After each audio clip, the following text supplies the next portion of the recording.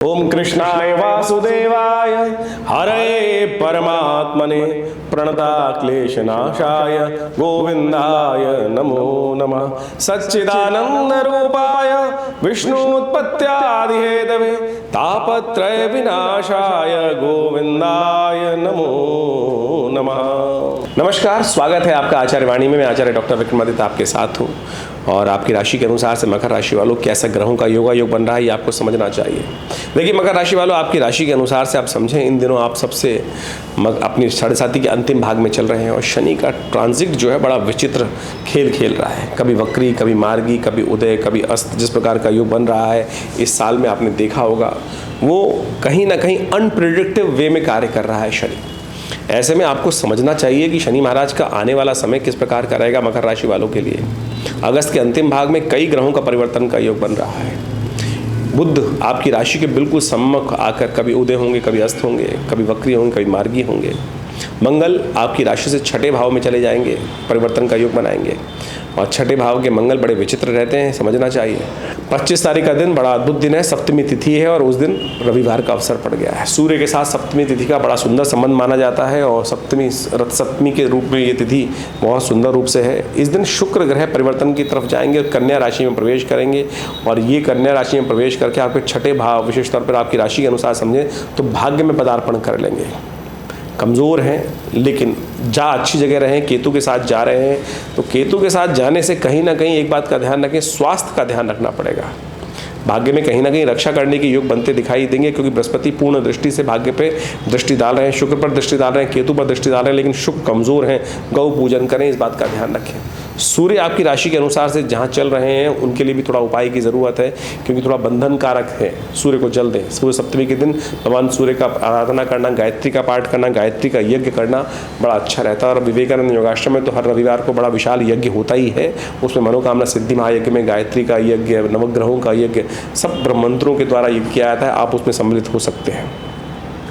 26 अगस्त का दिन सोमवार का दिन, अष्टमी तिथि उस दिन विद्यमान है। जन्माष्टमी का सुंदर योग बन रहा है। रोहिणी युक्त जन्माष्टमी का सुंदर योग बन रहा है। कई वर्षों बाद आमतौर पे क्या होता है कि कभी रोहिणी आगे पीछे हो जाता है, कभी अष्टमी तिथि का आगे पीछे का योग बन जाता है, लेकिन इस शुभ तिथि में बड़ा सुंदर योग बना है कि उदया तिथि अष्टमी और रात्रि में वृषभ लग्न जो है रोहिणी युक्त चल रहा है। बहुत सुंदर योग बना रहा है। ये आपके लिए बड़ा कल्याणकारी रहेगा।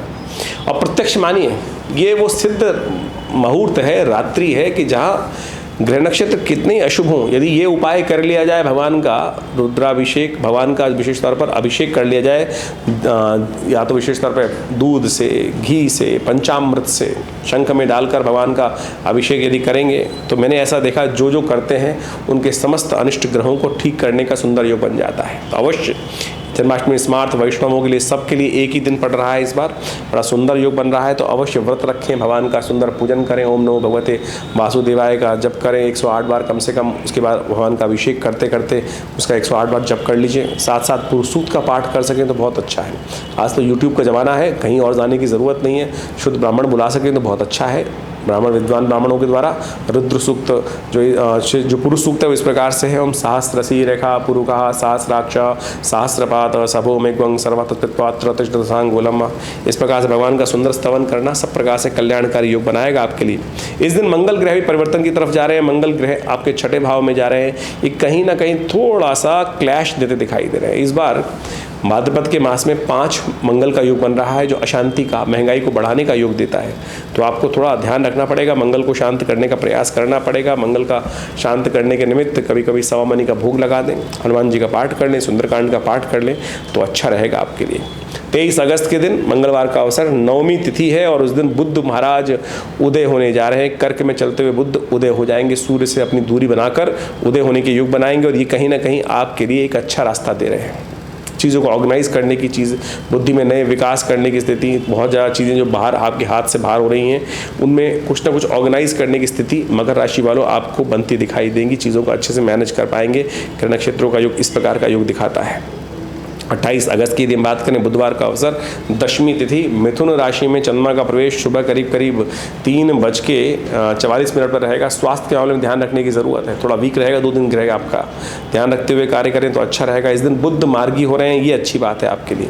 सर्वार्थ सिद्ध योग बन रहा है, नया कार्य आरंभ करने के लिए दिन अच्छा दिखाई देता है, लेकिन सर्वार्थ सिद्ध योग जो है वो करीब पंचांग में लिखा है करीब 3:15 बजे तक। लेकिन ध्यान रखिएगा इस दिन बुधवार है तो जो मध्याह्न के समय विशेष तौर पर राहु काल रहेगा, तो 12:15 बजे तक ही ये मुहूर्त का प्रत्यक्ष काल दिखाई देगा, तो ध्यान रखते हुए कार्य करना आपको अच्छा रहेगा।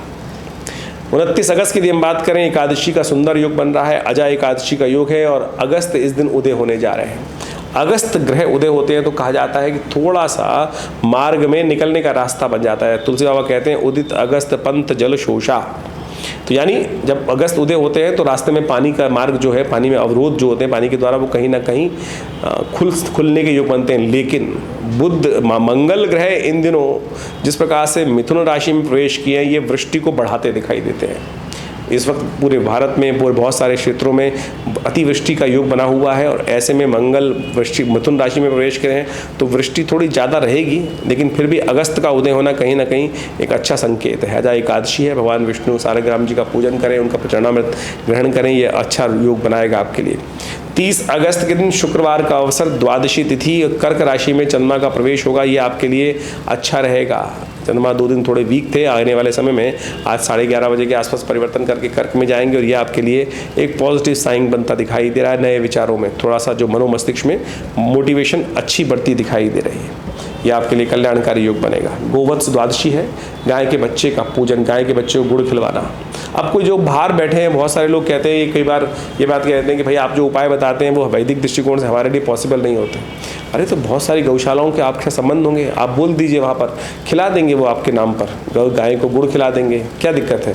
आपके द्वारा ही, जरूर थोड़ी अपने हाथ से ही करना, ना किसी प्रकार से आप कार्य कर सकते हैं। अपने किसी रिश्तेदार को बोल दीजिए, भाई मेरे लिए कोई ना कोई कर देगा ये उपाय है। और तो और विवेकानंद योगाश्रम में ब्राह्मण शुद्ध रहते हैं, वो आपके लिए जो उपाय बताए जाते हैं वो भी कर सकते हैं, तो कोई दिक्कत नहीं है। जहाँ चाह वहाँ रहा, इस प्रकार की व्यवस्थाएं हैं, वो आप लाभ ले सकते हैं। 31 अगस्त शनिवार का अवसर, त्रयोदशी तिथि है और ग्रह नक्षत्रों के दृष्टिकोण से 7.5 चल रही है मकर राशि वालों आपके लिए, और शनि अंतिम भाग में चल रहे हैं। अंतिम भाग में शनि, वैसे तो कहा जाता है कि उतरता हुआ शनि कहीं ना कहीं लाभ देके जाता है, लेकिन फिर भी 7.5 तो है, कभी ना कभी झटका भी दे सकता है। और वक्र अवस्था में चलते हुए शनि महाराज 15 नवंबर तक थोड़ी सावधानी बरतने की ज़रूरत है। और हमने देखा होगा बहुत सारे लोगों ने परेशान भी किया होगा शनि महाराज ने, तो ऐसे में देव योग से 15 दिनों में दूसरी बार शनि प्रदोष का योग बना है। ये शनि प्रदोष का योग समस्त शनियों को, शनि के प्रभाव को हरने का योग है। रुद्राभिषेक करना तेल के द्वारा या तिल के द्वारा भगवान का सबसे अच्छा उपाय है। भगवान शंकर की कृपा से शनि के दोष खत्म हो जाते हैं, तो ये अवश्य करना चाहिए, करिए, कल्याण होगा। देखिए, ज्योतिष विज्ञान ग्रह नक्षत्रों को, गणनाओं को करने के उपरांत चीज़ों को सैद्धांतिक तौर पर समझने का प्रयास करता है। उसका प्रभाव व्यक्ति के जीवन में किस प्रकार का होने वाला है। सहस्त्रों वर्षों से ज्योतिष के जो सिद्धांत हैं वो वास्तविक तौर पर बड़े अद्भुत रूप से सत्य साबित होते हैं। देखिए, ज्योतिष एक बहुत वृहद विज्ञान है। यहाँ हम आपके समक्ष जो उपस्थित होते हैं, केवल राशि के अनुसार से हम इस वार्ता को उपस्थित करने का प्रयास करते हैं। ज्योतिष में नक्षत्र के साथ भी विंशोत्तरी महादशाएं इत्यादि, आपकी जन्मपत्री, उसकी सहस्त्रों अलग अलग विभाग, उन सब पर यदि विवेचना पूरी तरह से की जाए तो बिल्कुल चमत्कारिक परिवर्तन को समझना बहुत आसानी से जीवन उस सत्य को समझा जा सकता है। तो यहाँ ज्योतिष में राशि विज्ञान के माध्यम से भी बहुत कुछ, गोचर के दृष्टिकोण से बहुत कुछ समझ में आने के रास्ते बनते हैं। तो बहुत सारे लोग जो तथाकथित तौर पर इस बात को आक्षेपित करने का प्रयास करते हैं कि राशि के अनुसार से पूरे विश्व को विभाजित करना ठीक नहीं है, ऐसा नहीं है। राशि के अनुसार से गोचर को समझना बड़ा एक सीधा साधा सिद्धांत है, और गोचर के प्रेडिक्शंस ज्योतिष में जब भी किए जाते हैं राशि के अनुसार से ही किए जाते हैं। हाँ, इसमें एक विवाद ये हो जाता है कि आपकी जन्मपत्री में कौन सा भाव सही ज़्यादा है, राशि वाला या लग्न वाला।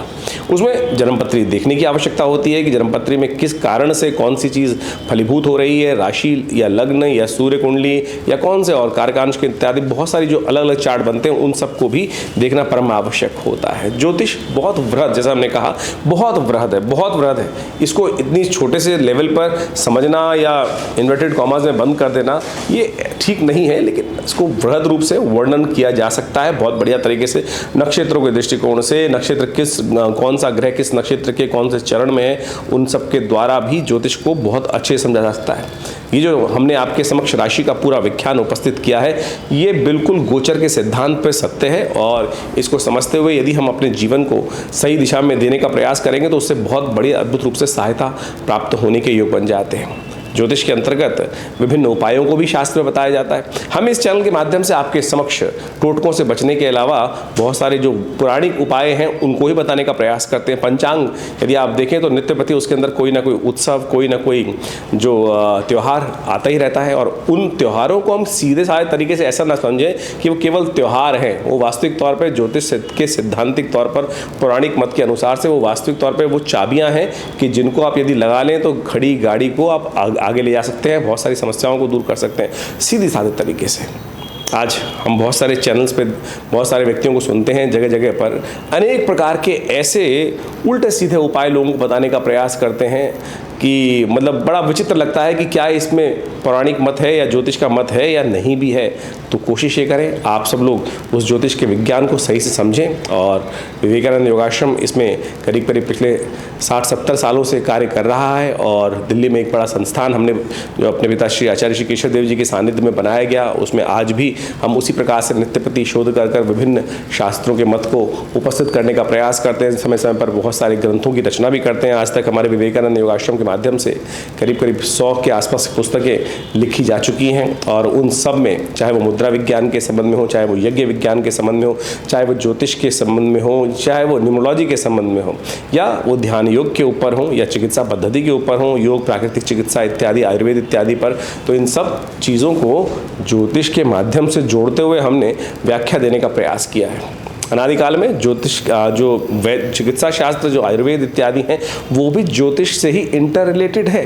उसमें औषधि विज्ञान ज्योतिष का एक भाग है, और उसके अंतर्गत आकर आप समझ सकते हैं कि विभिन्न औषधियों के द्वारा विभिन्न इलाज जो किए जाते हैं, विभिन्न मुहूर्तों में किए जाते हैं, वो सब भी बहुत अद्भुत हैं। उस पर पूरी शोध करने की आवश्यकता है। पूरे विश्व में लोग आज मेडिकल एस्ट्रोलॉजी पर कार्य कर रहे हैं, और उनके रिसर्च बड़े ऑथेंटिक रहते हैं। तो आप भी ज्योतिष विज्ञान को समझें। विवेकानंद योगाश्रम जैसा हमने कहा कि इस क्षेत्र में एक अद्भुत प्रकार से कार्य कर ही रहा है। एक संस्थान बनाया हमने जो उसमें हॉस्पिटल है पूरा, करीब करीब 100 बेड का, योग, प्राकृतिक चिकित्सा, आयुर्वेद के ऊपर, और साथ साथ भगवती का सुंदर मंदिर विद्यमान है। जो भगवती की दिव्य प्रतिमा यहाँ रहती है, उनके सानिध्य में बैठकर नित्य प्रति करीब 8 घंटे यज्ञ चलता है, और समय समय पर हम विभिन्न जो उत्सव चल रहे होते हैं उनके बारे में आपको अवगत कराते ही रहते हैं। तो जुड़िए विवेकानंद योगाश्रम से।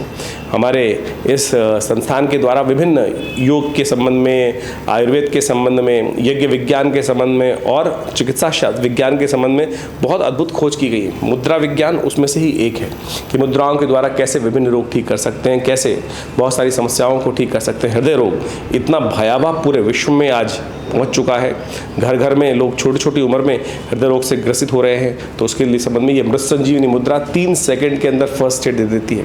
चलते फिरते उठते बैठते कभी भी इन मुद्राओं को आप कर सकते हैं। आज की तारीख में स्ट्रेस एक ऐसा लेवल है कि हर दूसरे घर में कोई ना कोई स्ट्रेस से ग्रसित रहता है। हर एज में, छोटे बच्चे से लेकर वृद्ध तक, स्त्री से लेकर पुरुष तक, सब लोग कहीं ना कहीं अननेसेसरी स्ट्रेस में चल रहे हैं। तो आपको पता होना चाहिए कि ज्ञान मुद्रा है, पहली उंगली अंगूठे के साथ लगाकर देखिए, ये अद्भुत कार्य करती है। भगवान कृष्ण ने गीता का उपदेश भी इसी मुद्रा में दिया। प्रपन्न पारिजाताय तोत्र वेत्रे पाणय ज्ञान मुद्राय कृष्णाय गीतामृतवे नमः। तो ये मुद्रा जो है बहुत शांत तरीके से, और आपके बहुत सारे ग्रहों के उपाय भी इन हाथों की विभिन्न मुद्राओं के द्वारा हो सकते हैं। शनि यदि अशुभ प्रभाव कर रहे हों और शनि का शुभ प्रभाव ना हो रहा हो, तो ये मुद्रा, ये सबसे बड़ी उंगली को अंगूठे के बेस पे लगाकर ये शून्य मुद्रा का अभ्यास कर लिया जाए तो शनि का नेगेटिव प्रभाव कम हो जाता है। यदि आपकी कुंडली में बृहस्पति आपको पूर्ण फल नहीं दे रहा है और आपको ज्योतिषी महाराज कह रहे हैं कि भाई आप, या कोई ज्योतिष विज्ञान के जानने वाले लोग कहते हैं कि आप पुखराज पहन लीजिए, आप केवल ज्ञान मुद्रा का अभ्यास कर लीजिए। पहली उंगली अंगूठे के साथ इस मुद्रा को अभ्यास करने का प्रयास कीजिए। देखिएगा बृहस्पति का शुभ प्रभाव आपको धीरे धीरे धीरे पॉजिटिव वे में मिलना शुरू हो जाएगा। किसी और बाह्य चीज़ की आवश्यकता ही नहीं है। तो इसी प्रकार से विभिन्न ग्रहों के उपाय करने के लिए विभिन्न जो भारतीय संस्कृति में चीज़ें बताई गई हैं वो हम समय समय पर अपने इस कार्यक्रम के माध्यम से आपके समक्ष उपस्थित करते रहते हैं। तो आप भी हमारे इस आश्रम पे विभिन्न जो कार्यक्रम रहते हैं उसमें जुड़ सकते हैं, उनके बारे में समस्त समय पर सूचना हम आपको देते हैं। तो यदि किसी को पर्सनल कंसल्टेशंस लेनी है या पर्सनल आश्रम में आना है तो हर रविवार को एक बड़ा कार्यक्रम रहता है सुबह 8 बजे से लेकर 10 बजे तक। तो उसमें यज्ञ, भगवती का स्तवन, विभिन्न रामायण इत्यादि का पाठ और स्वाध्याय और ध्यान योग का भी अभ्यास हमारे आश्रम में कराया जाता है। आप यहाँ जुड़ सकते हैं। फ़ोन नंबर्स आपके सामने स्क्रीन पर चल रहे हैं।